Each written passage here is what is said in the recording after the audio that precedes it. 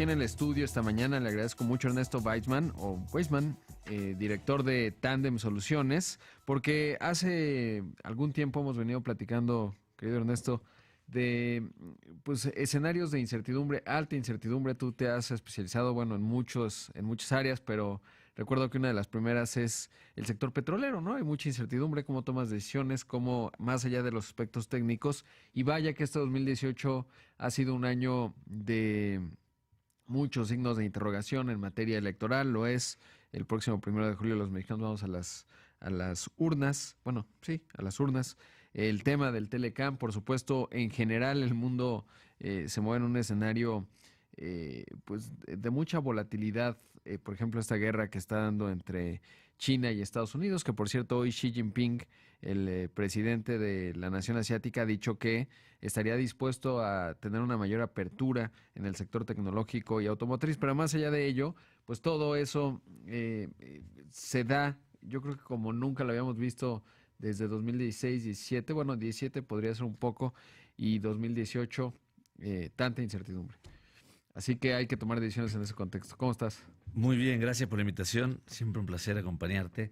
Y efectivamente el mundo está en un momento de altísima incertidumbre, ¿no? Medida, si uno pudiera entender la incertidumbre como los potenciales cambios de las variables que nos impactan en los resultados, las decisiones que tomamos, esas variables hoy se mueven más rápido, hay mayor cantidad de variables que nos impactan y además están más relacionadas entre sí. Esto hace que, digamos, los 3 puntos nos den un contexto de una mayor incapacidad para predecir lo que puede pasar y entonces es más difícil tomar decisiones. Claramente el entorno donde tenemos mayor certeza, es decir, donde podemos conocer más fácilmente qué es lo que puede ocurrir, hace más fácil las decisiones. Y los ejecutivos de hoy tienen que prepararse cada vez más para decidir en el otro contexto, en el incierto. ¿Qué estás viendo en el mundo empresarial? Porque tú le das consultoría a muchas empresas muy grandes, Sí.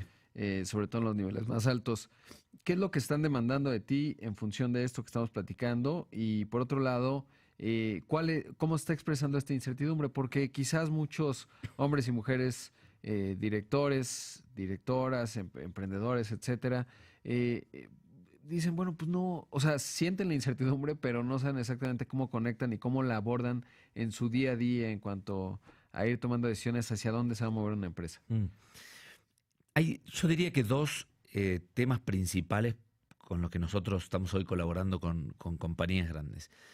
El primero es ayudando a tomar y a modelizar decisiones complejas en altos niveles de incertidumbre. Y el segundo es ayudando a preparar compañías para que la gente se anime a decidir en estos tipos de entornos. Y lo que nosotros vemos en este segundo área de intervención, que es más organizacional, es que las empresas dicen, en lugar de tratar de adivinar, como hicimos en el pasado, hoy tenemos que prepararnos para decidir sabiendo que probablemente nos equivoquemos. Hoy las empresas toleran el error, hoy las empresas entienden que hay riesgo y entonces dejan de castigar tan fuerte a aquellos ejecutivos que les va mal con sus decisiones porque entienden que la volatilidad ha cambiado, que la incertidumbre es mayor y que hoy ya no se puede decidir igual que hace 20, 30, 40 años. Ahora, el movimiento natural es no tomar decisiones, ¿no? Es decir, Total. si tienes un escenario de mucha incertidumbre, no tomes decisiones hasta que tengas claridad de hacia dónde se mueve. Esa es la manera intuitiva y normal de moverse. Pero, ¿qué ocurre y cuál es el costo de no tomar decisiones? Sobre todo porque hay veces que paralizar el movimiento de una empresa también puede resultar incluso más negativo que tomar decisiones arriesgadas y equivocarse. Efectivamente, el común denominador es que la gente en incertidumbre frene y diga, vamos a esperar y a mirar. Pero en un entorno donde la incertidumbre solo crece, y no es un hecho aislado que existe incertidumbre, sino que la incertidumbre vino para quedarse, esto nos va a paralizar de por vida. Es decir, hoy en día los niveles, la volatilidad promedio de las acciones que cotizan en el S&P se duplicó en los últimos años. En los últimos 50 años, o sea, no es algo de un día para el otro. Hoy en día la cantidad de variables que impactan a cualquier empresa de las grandes que operan aquí en México es muchísimo mayor. Entonces, si nosotros vamos a esperar a que baje la incertidumbre, estamos perdidos, nadie va a decidir. Y tal como supones en tu pregunta, está muy estudiado que aquellas empresas que deciden, incluso cuando se equivocan, les va mejor que aquellas que no deciden. Las empresas que se frenan y que dejan de tomar decisiones, pues pierden porque las decisiones las toma otro por ellos. Es la competencia, es el mercado. O sea, el mundo no se para porque uno decide frenar. Entonces hay que seguir decidiendo. Lo único, hay que tomar decisiones distintas. Hay que saber tomar decisiones en incertidumbre, entendiendo todos los escenarios que podrían impactar, o por lo menos los más relevantes en las decisiones que estamos observando. Ahora, ¿cómo se ve a nivel regional? Tú pues viajas bastante y justamente dando consultoría en esta área. ¿Cómo se ve a nivel regional? Porque uno pensaría, bueno, México tiene las elecciones, etcétera, Brasil tendrá selecciones, en fin, hay varios procesos prácticamente en toda la región de América Latina, pero se comparte, digamos, el nivel de efervescencia que ves en México, donde está radicado y obviamente tienen mayor sensibilidad. Sí, efectivamente el mundo es más incierto. Digamos, esto no es solamente en México, nuestras otras oficinas en América Latina también viven que los países hoy operan de manera mucho más conectada. La globalización hace que un resfrío en Colombia nos puede impactar en Argentina, o alguna acción que ocurra en Perú puede estar impactando decisiones en Chile. Sin embargo, existe también un contexto local que aumenta de manera temporal los niveles de riesgo. Es decir, hoy en día, por ejemplo, en México, muchas empresas efectivamente están esperando tener un poco más claridad de lo que va a pasar el 1 de julio para largarse a hacer ciertas inversiones. O algunas industrias están mirando lo que pasa con ciertos commodities, como por ejemplo petrolera, para poder terminar de comprometerse con ciertas obligaciones. Y estos son cosas más, digamos, de cada industria o de cada país. Ahora, muchas veces te has centrado en el tema de no centrarse en cuanto al resultado de la decisión, es decir, alguien, por ejemplo, pues pone el énfasis en cierta línea de negocio que tiene que ver con materias primas y cuyo precio es muy volátil, resulta que el precio se incrementa, tu margen desaparece y parecería que fue una mala decisión. Pero en realidad medir una decisión por su resultado, en otras ocasiones lo has mencionado, no es el método correcto, digamos, para tener una constancia y una coherencia en la toma de decisiones. ¿Cómo saber y cuáles dirías? Cada caso es diferente y por eso es, por eso existe la consultoría, ¿no? Pues si tuvieras una receta siempre igual, pues no habría mucho que hacer con cada quien. Pero, ¿cuál dirías tú que es un principio, digamos, para tener una toma de decisiones ordenada y exitosa? Permíteme primero responder a la primera parte de tu pregunta y después a estas reglas de decisiones en incertidumbre. Lo que yo he mencionado es que uno no puede evaluar a las decisiones por el resultado obtenido. Esto no quiere decir que uno no tenga que mirar los resultados potenciales de las alternativas que evalúa cuando está, obviamente, decidiendo, ¿no? Esto es casi una obligación en cualquier evaluación que uno pueda hacer, ¿no? Entender qué es lo que va a ocurrir. Dicho esto, la dificultad que supone decidir en incertidumbre es que cuando uno se pone a pensar qué es lo que va a ocurrir para cada una de las alternativas que está comparando, ese qué es lo que va a ocurrir es múltiple. No hay una sola cosa que va a ocurrir, sino que podrían ocurrir varios escenarios. Entonces, la persona que está decidiendo lanzar un determinado producto puede pensar, el producto me va a ir muy bien, me va a ir más o menos, o me va a ir mal. Esos tres, entre comillas, escenarios que va a evaluar, tiene que poder dimensionarlos y tiene que poder asignarles una probabilidad de ocurrencia. Claro, cuando más incierto es el mundo, más difícil es hacer las dos cosas. Estimar cuánto voy a vender en el escenario que acabamos de llamar muy bien y estimar qué probabilidad hay de que me vaya muy bien cuando todo cambia. Entonces, la dificultad de analizar las decisiones por incertidumbre principalmente está dada porque es más difícil estimar tanto los resultados asociados a las alternativas como vamos a decir, los niveles y las probabilidades de ocurrencia de aquella variable que puede hacer que esos resultados se den o no se den. ¿Lo dije muy complejo? Un poco, pero digamos, no, entiendo que finalmente, justamente en mucha volatilidad, pues esto genera, digamos, la dificultad de tomar decisiones, pero todo radica en parte en evaluar los escenarios, ¿no? Sí. Es decir, déjeme intentarlo de vuelta. Suponga, para una decisión dada hay tres elementos importantes que uno considera. Las alternativas son lo que uno controla, es decir, lo que uno puede Sí. hacer o no hacer.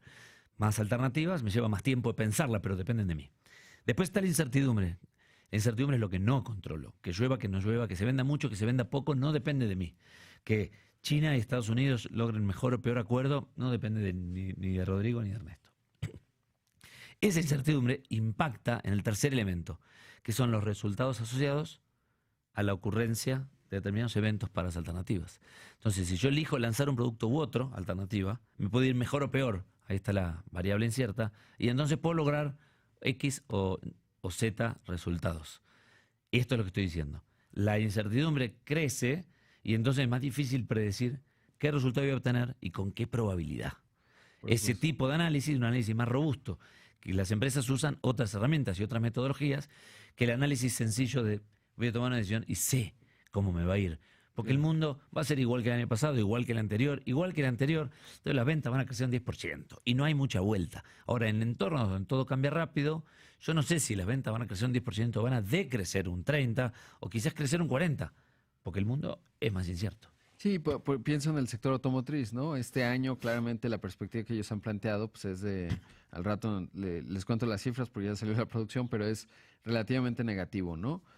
Claro, si súbitamente en la segunda mitad del año hay un escenario muy positivo para el país, o así se estima, pues entonces puede remontar un poco, pero también ya está dada por un margen. Ahora vamos a la receta, que no hay recetas, pero ¿cuáles dirías tú que son los elementos que hay que tener en cuenta en tomar decisiones en escenarios de incertidumbre? Yo diría que el primer punto relevante para quienes nos escuchan es tratar de entender la incertidumbre y no de eliminarla. En general tendemos a pensar que sin incertidumbre es más fácil la vida y entonces queremos sacarla de nuestro mapa. Pero uno no puede eliminar la incertidumbre, lo que puede hacer es gestionarla. O sea, negar la incertidumbre es malo porque la incertidumbre está igual afuera, simplemente que uno se tropieza va a chocar con la pared. Entonces, el primer punto es reconozcamos la incertidumbre y pongámosla sobre la mesa. Porque también hay negocio en la incertidumbre. Es decir, cuando uno ve la incertidumbre y puede capturar el upside, el potencial positivo que pueda tener, pues le va a sacar una ventaja al de al lado que quizás no se animó a decidir. El primer punto es reconozcamos la incertidumbre. El segundo va a ser incluyámosla en nuestro análisis. Ahora que la reconocemos y que podemos ver que hay muchos escenarios posibles que nos van a impactar de determinada manera, sumemos estos escenarios a nuestro análisis. No hagamos de cuenta que no existe, no pongamos un promedio. Los promedios matan la incertidumbre. En el momento que decimos el tipo de cambio a fin de año en México va a estar en, ¿cuánto te gusta? Promedio 18, 20, 18. Estamos matando la incertidumbre. Entonces necesitamos poder pensar, ¿y qué pasa si se va a 24? ¿Y qué pasa si se va a 16? ¿Cómo me afecta mi negocio? Y asignarle una probabilidad de que se vaya a 24. Claro, y entonces voy a poder asegurarme que mi decisión haya contemplado ese escenario y no me pierda una oportunidad. En Argentina, lamentablemente, durante muchos años estuvimos acostumbrados a que el tipo de cambio fluctúe muy fuerte. Entonces tenemos bastante oficio en entender que no necesariamente el escenario más probable o el promedio de estos números es lo que se va a dar. Podría darse un escenario distinto y no prepararse para él es necio. Claro. Sí, digamos, tener un marco de referencia y de análisis muy rígido te hace frágil, ¿no? Tener un marco de referencia flexible finalmente te hace resistente, sobre todo en momentos como el que estamos viviendo o en nuestros países, Argentina, México, etcétera.